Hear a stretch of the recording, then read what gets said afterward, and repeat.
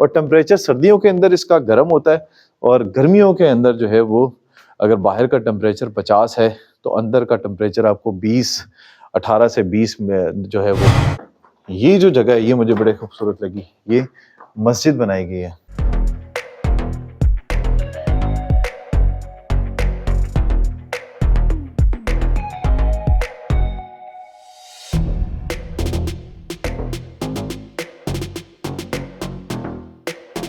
अस्सलाम वालेकुम जी, मैं हूं नोमान मकसूद। आप देखें मेरा फेसबुक और यूट्यूब चैनल।